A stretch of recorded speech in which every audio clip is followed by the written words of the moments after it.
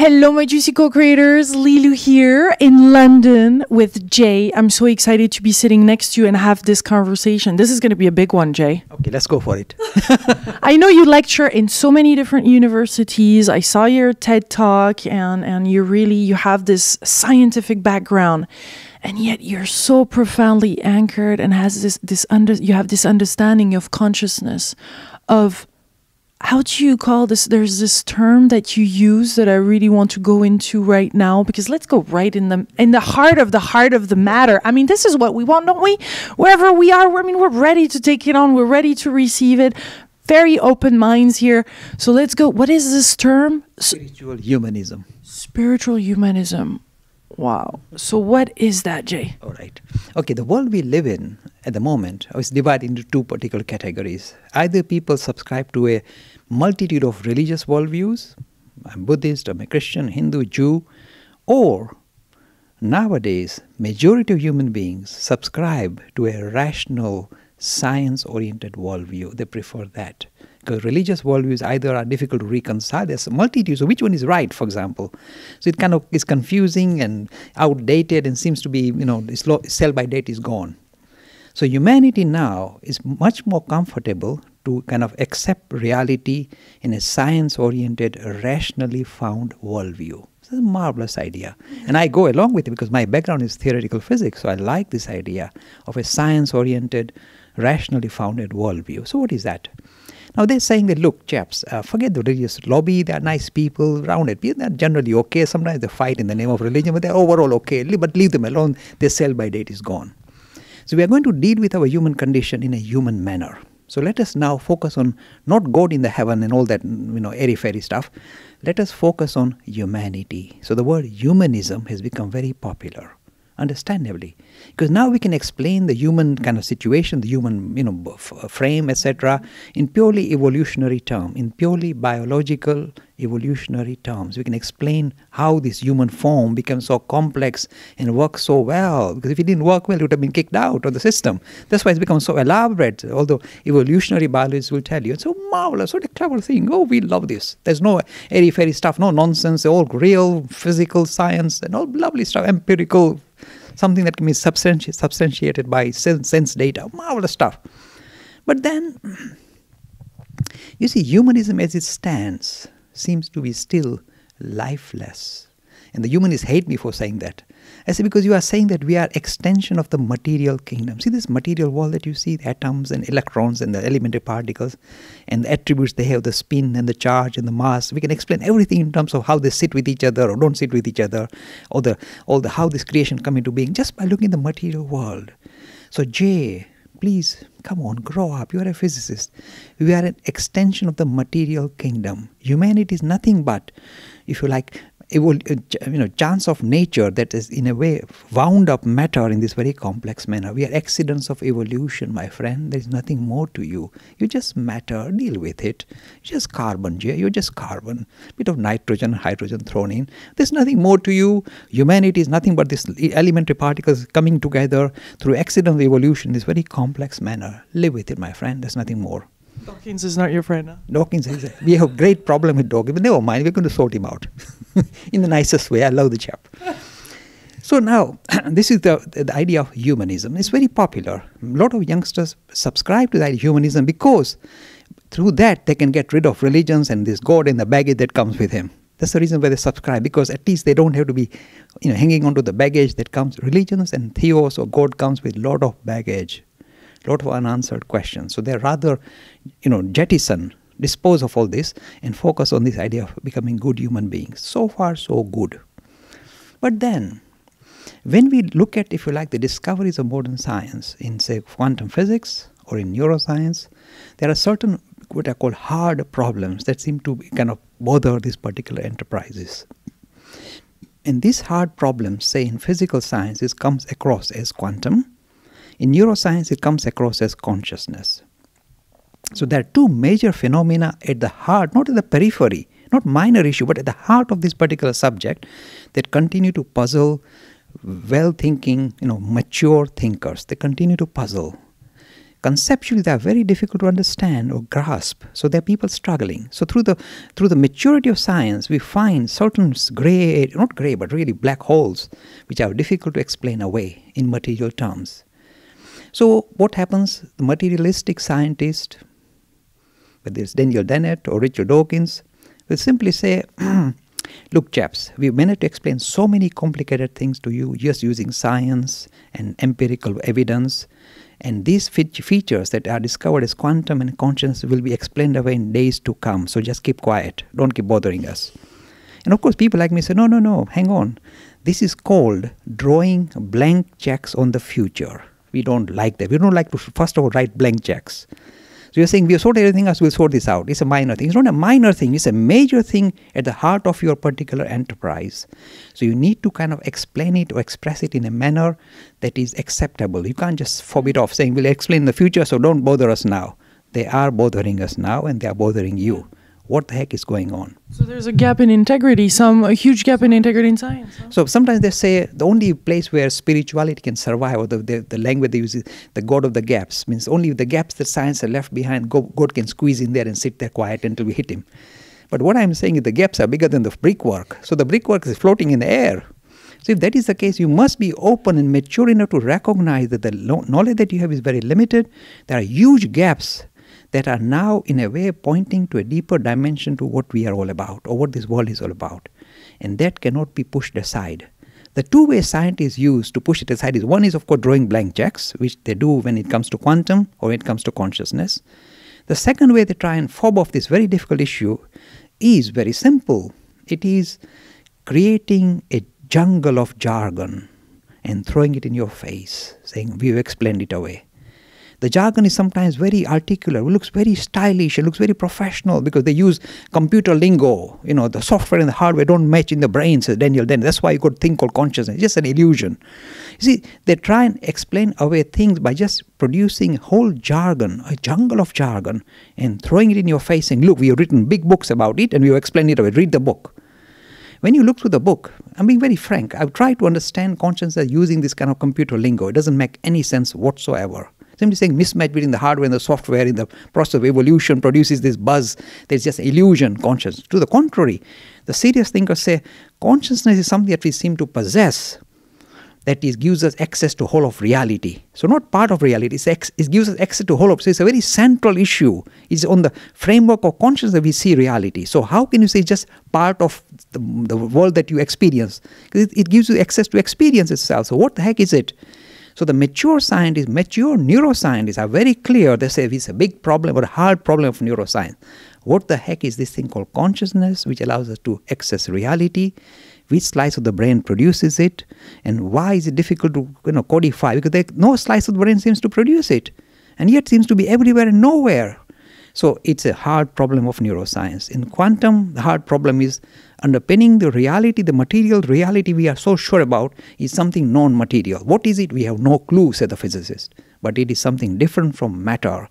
So if you try and explain the universe away in terms of matter and its epiphenomena, like elementary particles and the charge and the mass, you're going to fail miserably. Because that's what your physics is telling you. Because you're dealing with epiphenomena that can't give you, if you like, real understanding or grasp of the whole subject. You need to look at the deeper reality. So here comes this marvelous stuff that I'm very strongly promoting. Humanism is perfect, says this particular tradition. In fact, what we are defining as spirit as underpinning this reality manifests at the first level of the material world. In the material world, it becomes more visible as living thing, even a single cell being. Then becomes much more kind of elaborate in human frame. The very thing that was underpinning this reality manifests as the physical world, then as living thing. And in the living kingdom, when you come across humanity, it is the most transparent manifestation of the spirit that we are talking about. So not God sitting in heaven. Reality as it is, the underpinning to this whole of this creation is something dramatically non-material, manifesting, making it, expressing itself through human form. And this is the clearest vision of, if you like, spirit. So what we are saying is you come a full round circle, not God sitting in the heaven, but if you like, this thing called spirit manifesting as humanity. So humanity is special not because of accidents or evolution, as Richard Dawkins is saying. This is called materialistic humanism. We are talking of humanism, which is strongly using the word spiritual, qualified the word spiritual. So not just extension of the material kingdom, but something non-material, manifesting itself using a material frame. Spirit. And this I codify as spiritual humanism. Now, how do you distinguish a materialistic humanist from a spiritual humanist? I'll give the litmus test, and I've done that at some of the meetings. So the last one is at House of Commons. I said that the way you distinguish between these two humanists is as follows.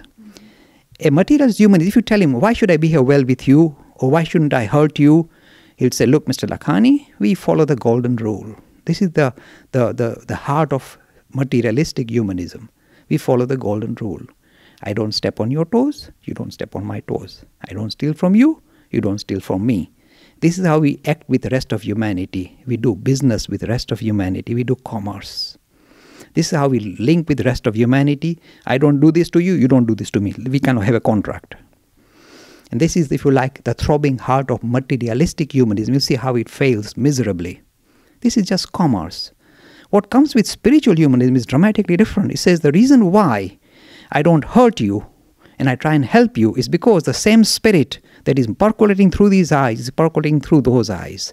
If I see somebody struggling in front of me, it is natural for me, not because that God is keeping a score on it, or that because I want to do business with you, I just can't help myself but help you. I can't help myself but help you.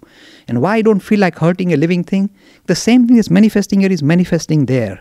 So I don't wish to step on it for unnecessary reason, for no reason. Why should I do that? That's why when you see a living thing being killed in front of your eyes, we go, ouch!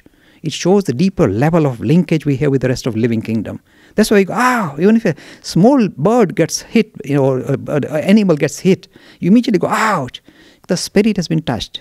So you know why. Not at a material level, not because you're doing business with that individual.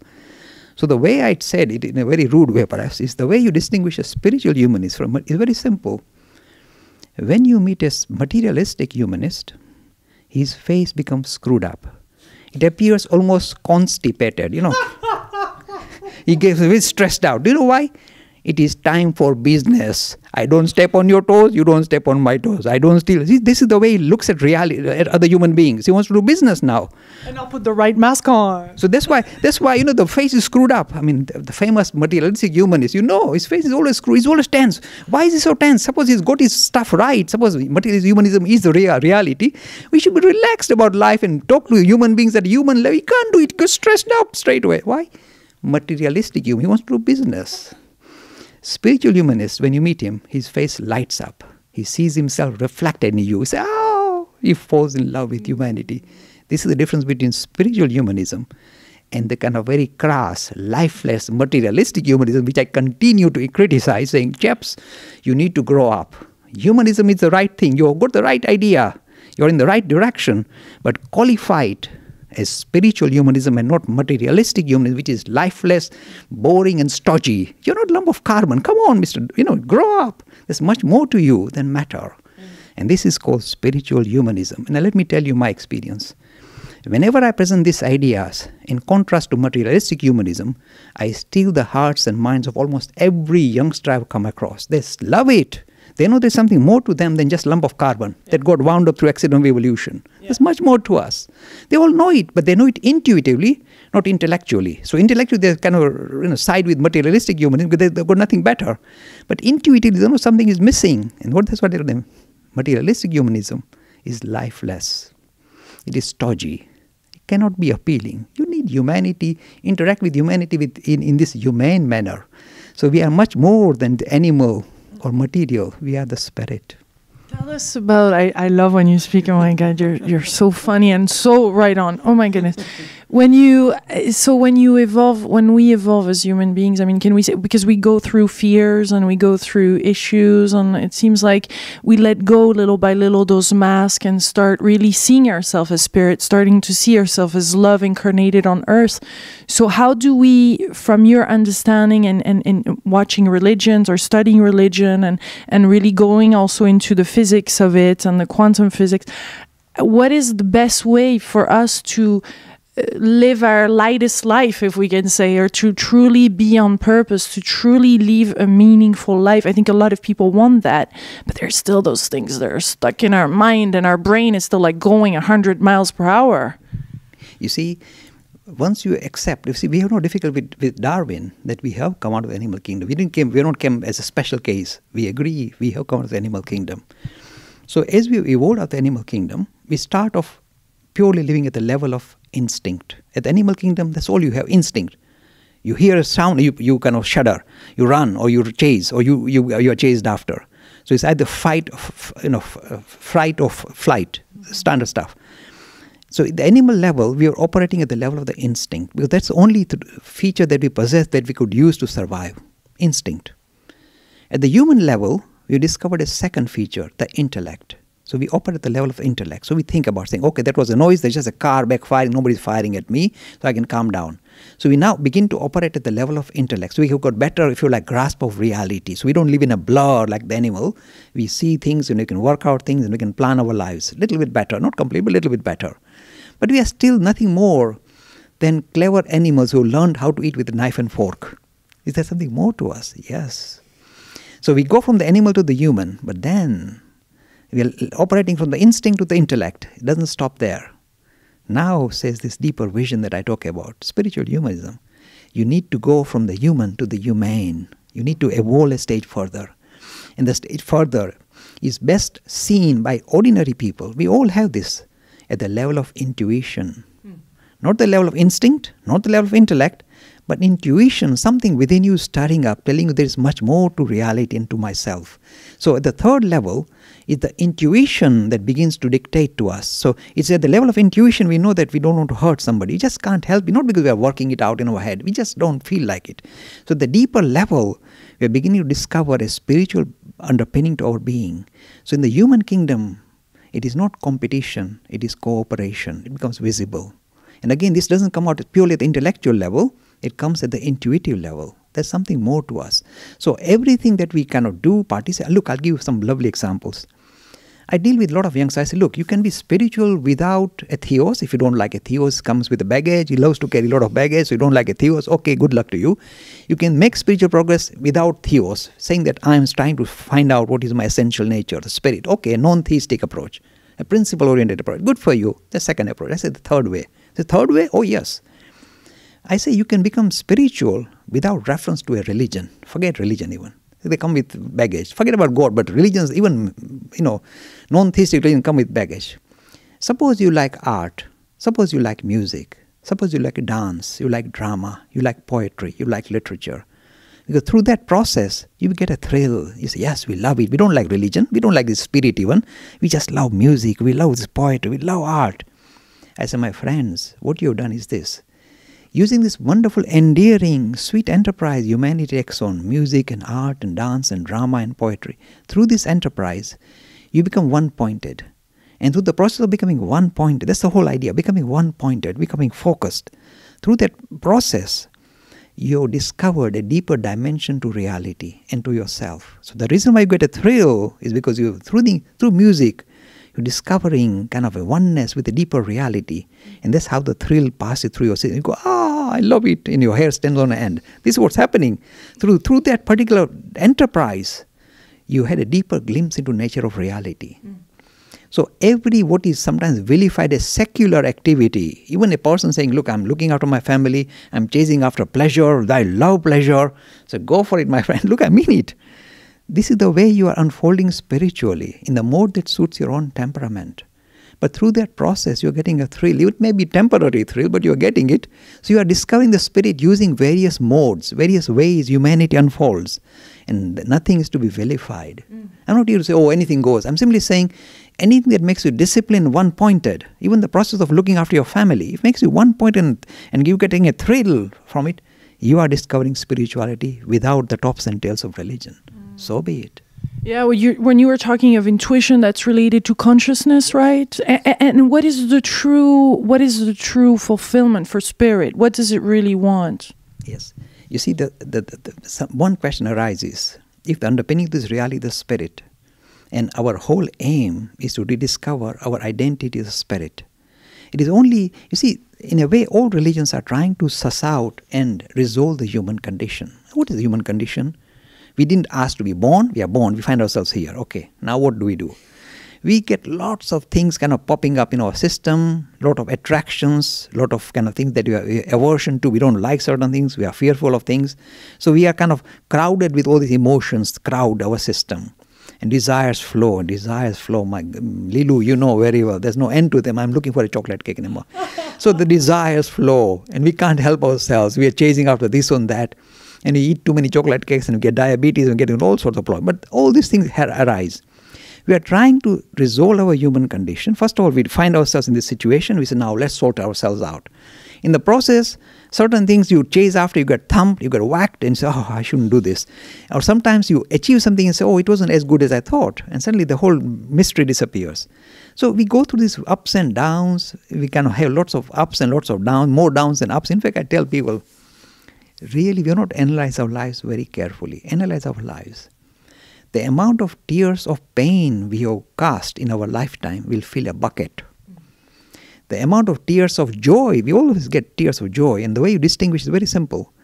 Tears of pain come from near the nose. Tears of joy come from the edges of the eyes. I said, now measure the amount of tears of joy you had when you achieved something you never expected. You got high grades and you fell in love, whatever. The tears you cannot fill a teaspoon. Fears of pain, buckets. And yet we are fools, we carry on chasing after all these things. So slowly the maturity arises in us that something is seriously wrong.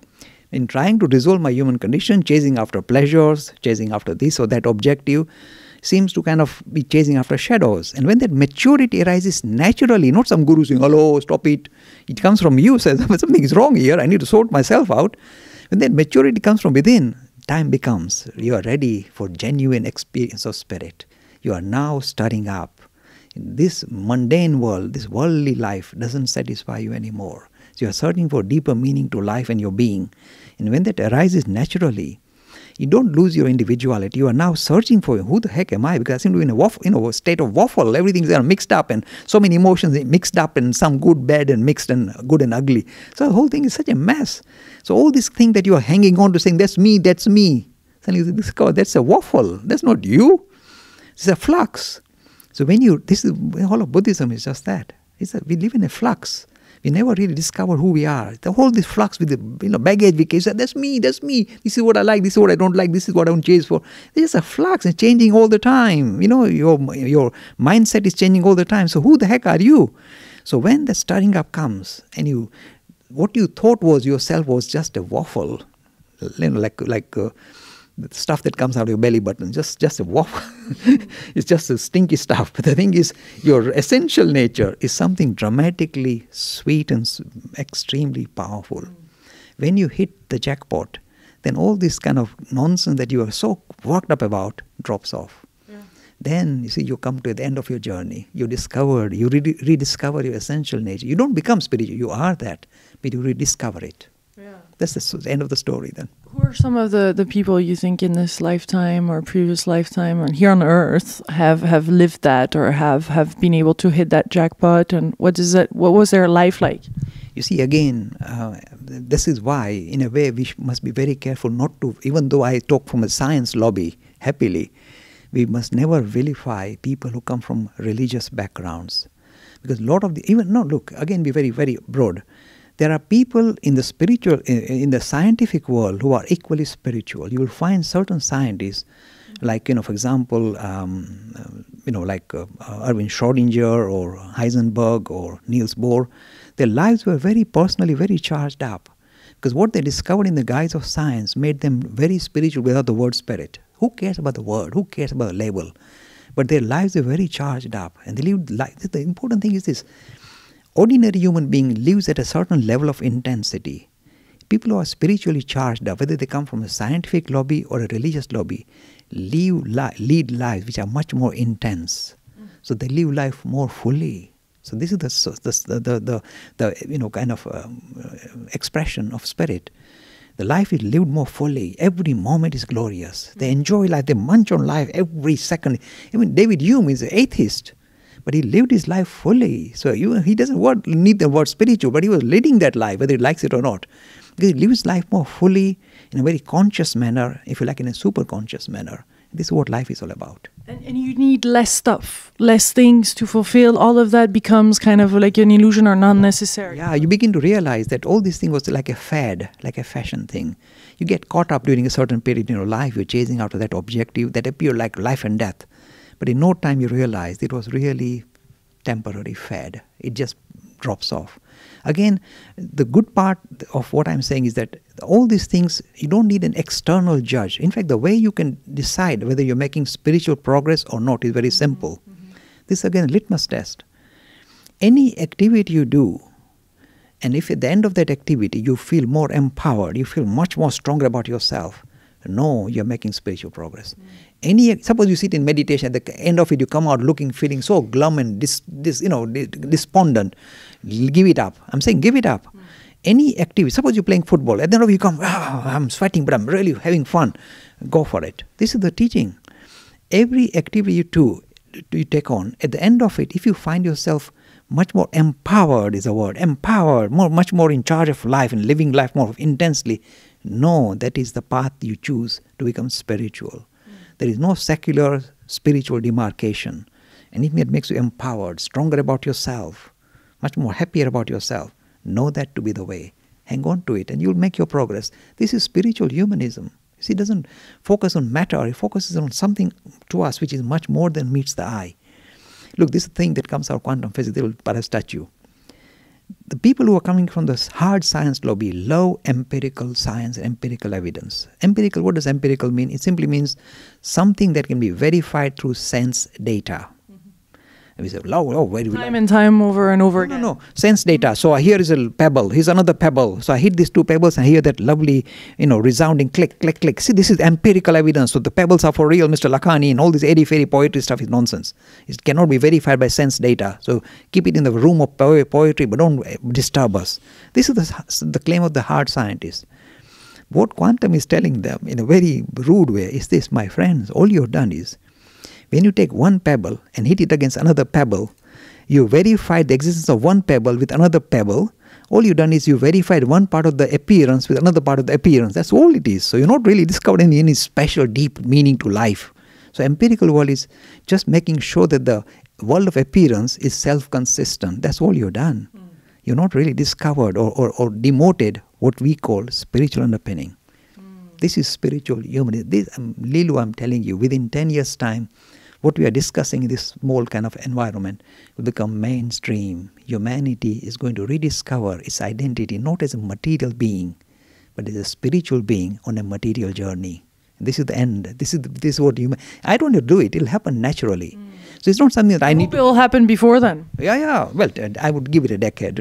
Let humanity kind of bubble up a little bit, go for a scenic route and go mess about a little bit more. But what I'm suggesting may appear outlandish. But the idea of spiritual humanism, we are much more than matter. And there is something non-material trying to express itself through this material frame.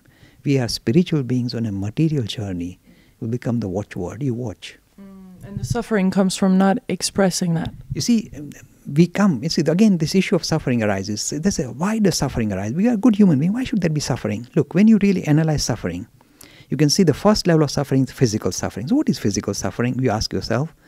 If you analyze it, physical suffering is nothing but your self-defense mechanism warning you that something is wrong. So that's why the signal it will give you will be painful, otherwise you'll never bother. Suppose I'll give you an example. Suppose I get pangs of hunger. So why should I get pangs of hunger? Because if the pangs were really sweet, I will never eat and I'll die. So it's my self-defense. Put some food in your system, otherwise you'll die. You eat. That's why it's very painful. If I get a thorn on my side, is it because some evil I've done? No. It's simply your self-defense. Hang on, pull the thorn out of the well. Really, you'll have infection. Pull the thorn out. So it's hurtful. So the signal give you will be stingy, will be painful. So the physical suffering, if you analyze, nothing but your self-defense mechanism. Saying, look, if you want to hang on to your body, you better take care of it and sort yourself out. And the signal is always painful to make sure that you take action. So the lovely way of saying is the physical suffering we undergo is the tax we pay for having a body. You want to live in a body, then pay a tax. The tax is suffering, physical. Illness comes, old age comes. All these are tax you pay for acquiring a body and living in a body. The mental suffering you have, if you analyze it again, it's always frustrated desires that were not fulfilled or were frustrated, that continue to bother you and that continue to kind of, be your mental suffering. If you analyze all mental suffering, is nothing but frustrated desires. I wanted this, couldn't get that, and that causes that. What is that? That is, again, if you like, the only way. It is basically telling that desires are a nuisance, are a hassle. So the only way you can overcome desires is to recognize that I am not the body or the mind, as Descartes says, but we are much more than the body and the mind. We are the spirit. When you identify yourself as the spirit, then the mental suffering falls away, because then you are not infected by desires anymore. So or the frustration disappears as well. So idea is to rise above the idea that you are the body, or even that you are the mind or the intellect that you are so infected with. Oh, I'm the intellect, I'm so clever. But again, there's a limitation. You are much more than the body, the mind, the intellect. You are the spirit. This is the beautiful stuff of spiritual humanism. Thank you so much, Dave, for this delicious conversation. That was very enlightening. It's a real pleasure. Lilou, to find somebody like you, you're lit up already, so I can see that I've hit the jackpot here with you. The thing is, whenever you meet an individual, you can see that ideas of spirit seem to be very attractive. They are no longer easily fobbed off by material or physical kind of ideas. They want something higher. It takes them, lifts them from a very limited vision they have regarding themselves. We have much more. And whenever you meet individuals, you can straight away make out that this particular journey, they are on this journey and they are making very fast progress. Good luck, Lilou. Thank you. Thank you to you too, and all delicious co-creators watching this video wherever you are around the world. I know that you're from Kenya, but I'm actually going to go to this is it. I'm going to go to India and Sri Lanka and all those beautiful places too, to bring some beautiful knowledge. Talking of eating some food, I'm going to interview a breatharian there. So a lot of exploration, my delicious co-creators, a lot more coming. Big, big kisses. I hope you're enjoying your time and having lots of fun and enjoying your spirit humanism. Spiritual humanism. Spiritual humanism. Go for it. Oh my God. Big, big kisses. Bye-bye. Much love.